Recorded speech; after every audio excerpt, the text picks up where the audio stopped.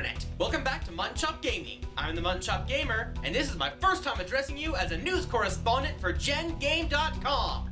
That's right, as a news correspondent I have to follow all the rules. Oh no, I don't have a purple shirt. But, thanks to the magic of video editing, I can wear any color shirt I want. That's not right. No. Just, cut to the critique here. I'll get right back with you. Spyro the Dragon's narrative isn't too deep, but I have to go outside the game itself again in order to give you the full story. Nasty Nork was a Nork who stirred up a lot of trouble, so the Elder Dragons banished him to a world of garbage. Nork reshaped this garbage world to his own liking, and ever since his banishment, he has had an everlasting hatred for dragons.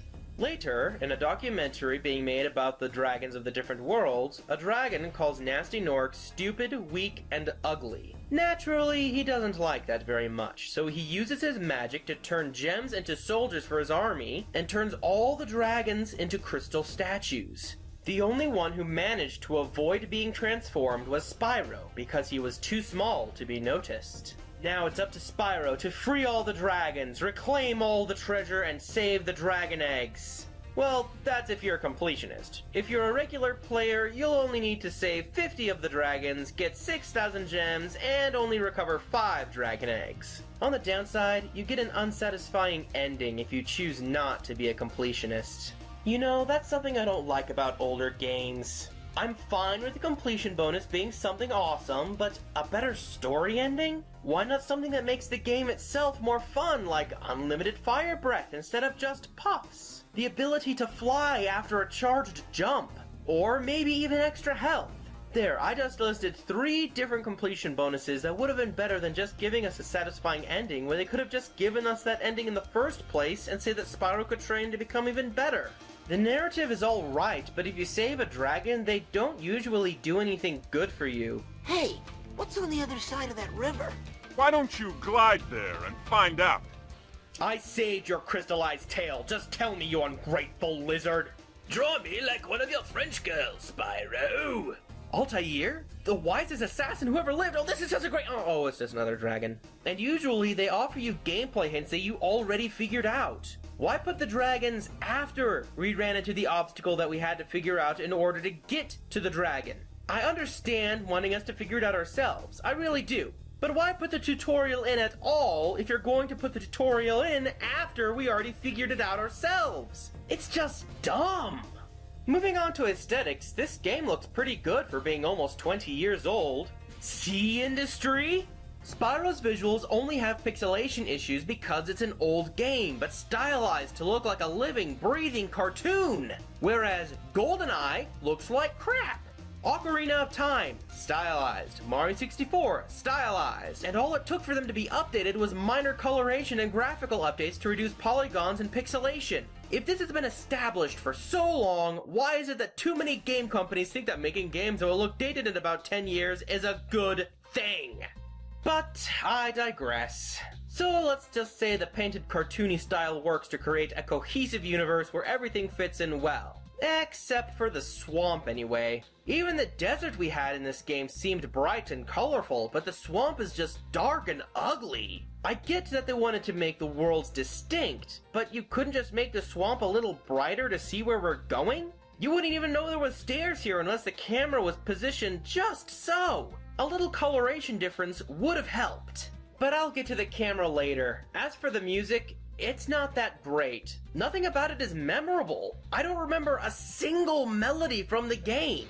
Even the title music is bland, and it's supposed to be the music that entices people to come and play the game. It's supposed to tempt people into playing the game, but it just doesn't. And why doesn't the final fight against Nasty Nork have appropriate music? It's not intimidating, it doesn't pump you up, it doesn't make either you or Nork feel like you're awesome. It's just there because it's a thing that final bosses are supposed to have. As for the sound effects, while they do seem pretty stock, they work for the game. They're all cartoony and work to make this a cohesive environment. However, the voice acting isn't praiseworthy. I'm not expecting Heavy Rain, I'm not even expecting Sonic Adventure, but I'm expecting some level of quality. The voices here are a little difficult to understand at first, and Spyro's voice is more obnoxious than the Mutton Chop Gamer's voice in his last video! What about Nasty Nork? I'm going after him. Now let's move on to the most important part of a game, the gameplay. You control with the left stick or the D-pad. You can glide, charge, and breathe fire. You know, typical dragon stuff. Small enemies can either be burned or charged, but bigger enemies require you to burn their face. Unless they're on ice, then you can just make them slip and fall off. When playing the basic levels, you'll learn that the camera is not your friend. Your best course of action is to hit the button that lets you face forward instead of rotating the camera with the trigger buttons. I can't tell you how many times I tried using the right stick in vain to get the camera to move. Also, if the camera would hit a wall, it just stops. Good for stopping awkward camera angles, not so good for keeping the flow of the game moving forward when you have to turn the camera the long way around. You also have this dragonfly, Sparks. He'll collect gems for you. He is also your health meter. You can replenish it by having him eat butterflies by killing fodder, although he does have to chase down the butterflies for a little bit before you actually get the health. The other level that I feel wasn't used as much as it should have been was the flying level. Look, if I'm playing as a dragon, I don't want to just fight on the ground, I want the power to fly through the sky, raining fire down upon my enemies as they meet their doom. Although attacking with fire in the air is awkward. See, even though the game is presented in 3D, almost everything is still on a 2D plane as a flat surface. The fire breath reflects that by going in a triangular form, even if enemies seem to not be hurt by the edges that touch them. In the air, though, when there's not a flat surface forcing the direction of the fire to be flat, you'd think that the fire breath would come out in a cone. But instead, it's still flat like a fan. They more or less copy the attack you could do on the ground in the air without thinking about how enemies appear in the air, and that's not a good thing for the game. Also, on the ground, there are hills, but why do you have to go up them so slowly? Realistic? Yes. Tedious? Very yes. Even though the overworld can and will hurt you if it gets the chance, the game is surprisingly forgiving. When you get a game over, the game will kick you out onto the world level, so all you have to do is travel back to the level you died on. But all the gems, eggs, and dragons that you got in that level aren't reset, they're still in your inventory. If anything, dying makes the game easier, because if you kill an enemy after its respawn, it drops a pellet, and if you collect enough of them, you get an extra life. Remember, kids, if life is hard, kill yourself, and it will become easier. Heck, if the game is this forgiving, you might as well do the 99 lives code. Square, square, square, square, square, square, circle left, circle right, circle up, circle. The only thing it does to make it easier is so that the checkpoints you unlock by saving dragons will always be available should you die, and make it so you don't have to run through the overworld every time you die. You might call it cheating, but it isn't cheating if the developers programmed it into the game, because that means they intended for it to be used. Getting back to Spyro's primary functions, though, when you run downhill on yellow arrows, you can perform a supercharge that will give you a stronger attack and longer jumps. However, anytime you charge, if you miss an enemy and try to circle around it, it will do just that. Circle around. Spyro's name is a lie. He doesn't move in a spiral at all, he just circles, so you have to stop, turn around, position yourself right, and then charge the enemy. Gliding works well enough, and you can hit the triangle button to drop immediately. However, I swear that there are times when Spyro should reach a platform, but he just stops. Also, it's a minor complaint, but when you drop down, you don't keep moving in the direction you're pressing, you stop for a second, and then you move. I know, nitpicking, but it just gets on my nerves. I previously mentioned that the edges of the fire breath doesn't seem to hurt enemies even though it clearly touches it, and that is a significant problem.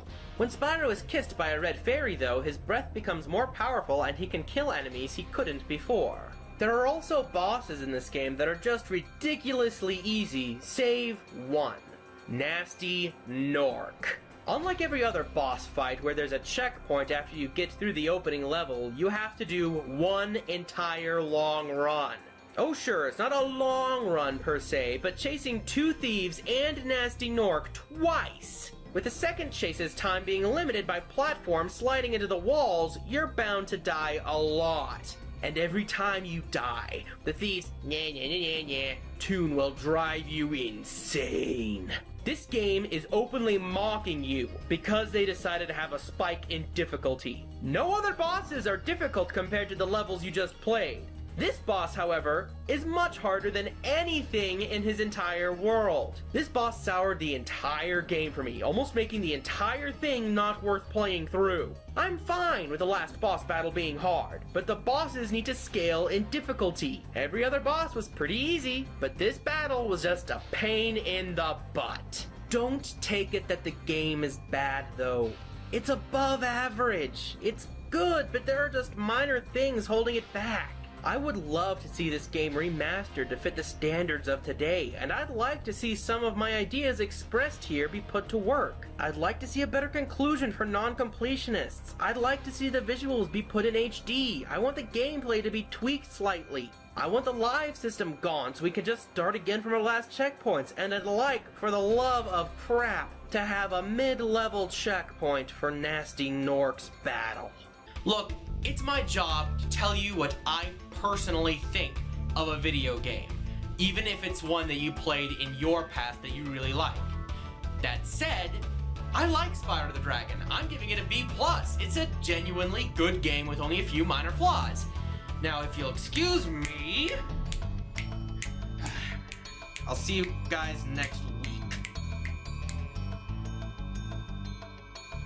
Hey, if you liked my video, then why not throw me a like, a comment, and subscribe to my channel. And while you're commenting, suggest a game for me to critique sometime later.